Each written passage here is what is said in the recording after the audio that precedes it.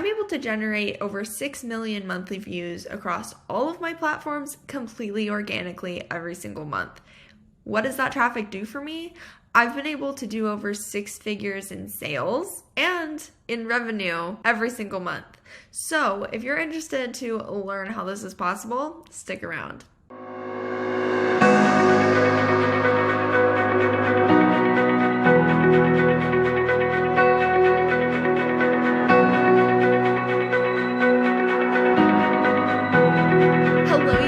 Welcome back to my channel. If you're new here, my name is Kenda. I am a 7-figure visibility coach, and I help brands and businesses scale their social media and ultimately their income. So I am the founder and CEO of Lainey Media, Traffic to Income, and the Social Media Millionaire membership. And we have worked with hundreds and hundreds of business owners in all different industries. I've worked with people that are lawyers and hairstylists and have in-person businesses. We've also worked with people who are content creators and personal brands and web designers.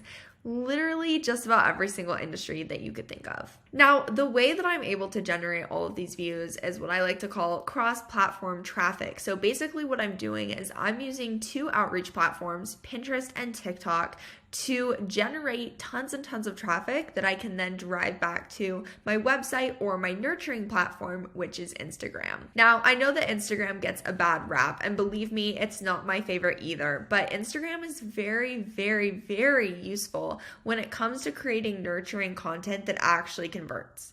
It's not meant to be used as an outreach platform. So if you're trying to grow your Instagram and drive traffic there just from Instagram, you're going to continue to be disappointed. So with using Instagram as a nurturing platform, there's really 3 key elements that I think are important to touch on. Number 1 is Reels. Reels can still be outreach, but it's a really, really easy way for you to repurpose more nurturing content from your other platforms onto Instagram without needing to create a new piece of content. The second thing is Instagram stories. Now, obviously, again, this isn't going to be used for outreach because this is going to be connecting with the most engaged audience members that you have. If you want me to go more in depth on the Instagram algorithm in another video, I'm happy to do that. But basically, you receive a relationship score with every single person that you interact with that follows you on the platform. So if you are not seeing someone's stories or they're not seeing your stories, it's because you have a low relationship score with them. And vice versa. If someone is seeing your stories consistently and is consistently watching your stories, interacting with your posts, DMing you, then you have a higher relationship score with them. Therefore, they are going to see your stories and probably most of your posts in their feed. So knowing that, you can be a lot more strategic about the way you use your Instagram stories to actually nurture and connect with the people that are the most engaged audience members that you have, because those are ultimately going to be the quickest, easiest conversions when it comes to converting into your business. And then the last thing that's really important with Instagram is obviously your feed posts. Now, Instagram is promoting video, so there's a couple different little things that you can do. You either need to, 1, post a carousel where you're keeping people on your post longer, because keeping people on the platform equals more time for Instagram to show them ads, which equals Instagram making more money. So if you help Instagram make more money, then they will reward you in the algorithm by showing your content to people. So if you're going to be posting a stagnant feed post, a little trick that you can use is to actually upload whatever that graphic or photo is into Canva, create a 1 to 2 second video so that it loops and loops and loops and loops as people are reading or watching that post, and that will push your post out to a lot more people because 1, it's video and they're favoring video, and 2, you will be keeping people on that video for a long time. It's kind of the same trick as with TikTok, having those shorter videos that re-watch and loop as people watch them or read the comments or whatever. So that's your nurturing platform, which is Instagram. And those are the main things that you should focus on Instagram. So let's talk about the 2 outreach platforms of TikTok and Pinterest. So we'll start with Pinterest because I know that that's what everyone is here for and wants to know about. So Pinterest is a search engine, not a social media platform. So basically, you're going to need to shift your mindset when it comes to creating content and posting content on that platform. So Pinterest is serving your content directly to the people who are actively looking for it. That's very different than running ads on another platform and having it thrown in front of people that aren't asking and don't care. It's also very different than posting on TikTok or Instagram and having your content show up in the feed of new people that, again, are not specifically asking for your content. So on Pinterest, since it's a search engine and people are specifically searching for the content that you are posting, it's going to be really important for you to do keyword research so that you know what people are searching for, so that you know what keywords you need to have on your post so that it can rank and show up when people are searching for that type of content. So there's a couple different ways to do keyword research, each of which I teach inside my membership and inside Traffic to Income.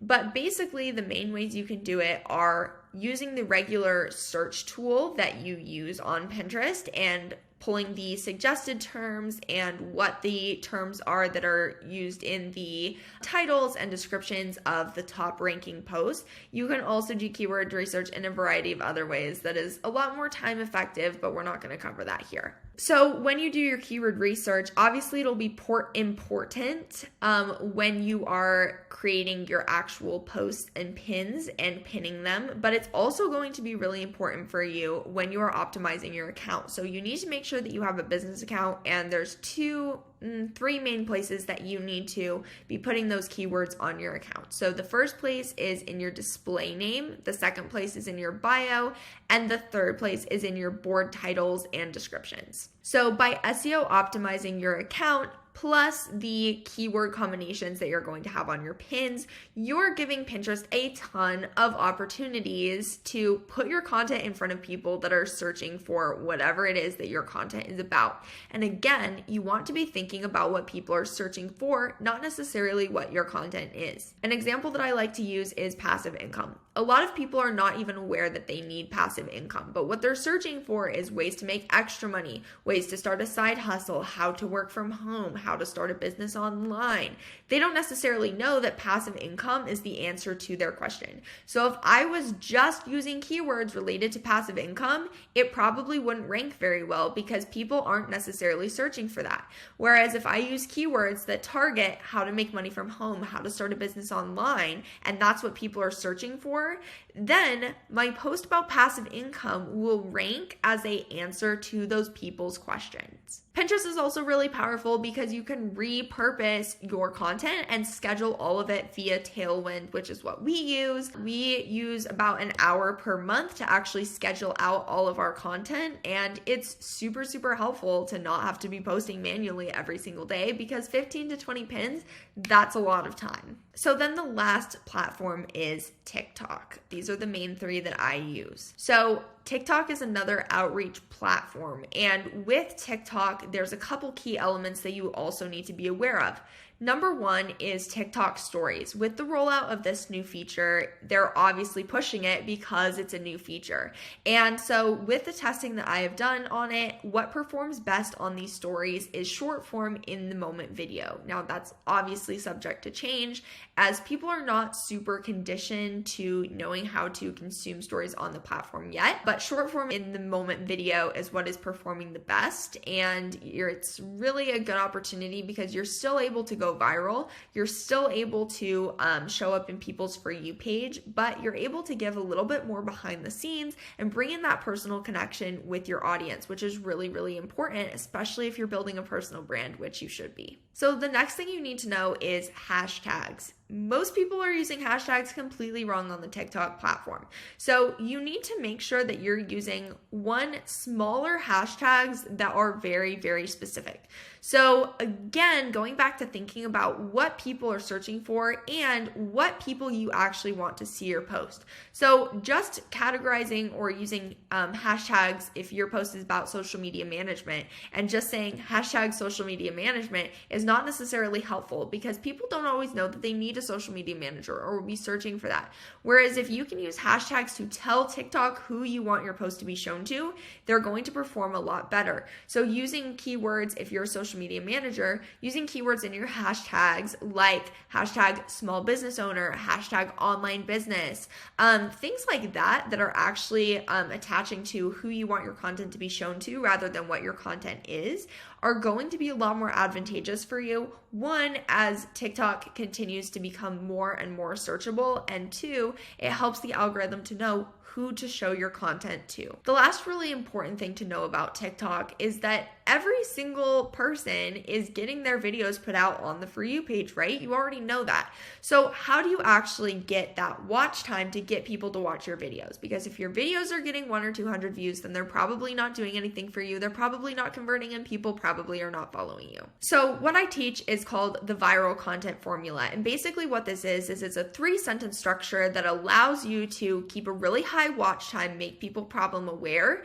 and ultimately convert into followers and sales. So the 3-part formula is hook, controversy/authority, and education. So what does that look like? Let's break it up a little bit more. Your hook is generally going to be problem aware. So connecting to the root of the problem that people are having or making them aware of what the problem is.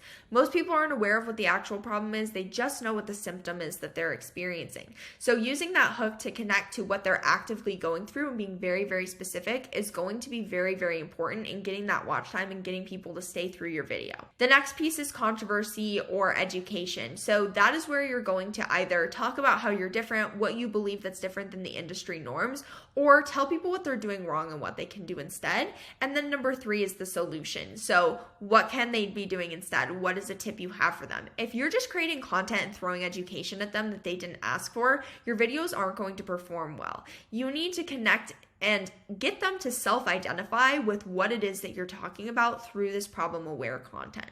So I hope that this was really helpful for you. This cross-platform traffic method is what we've been using for years now, and we've been able to generate over 7 figures in sales in our business. So this obviously works. It works really, really well. It works for all of our clients, and you just need to shift your mindset around creating a little bit so that you don't have to run ads. If this video was helpful for you, be sure to subscribe and leave a thumbs up.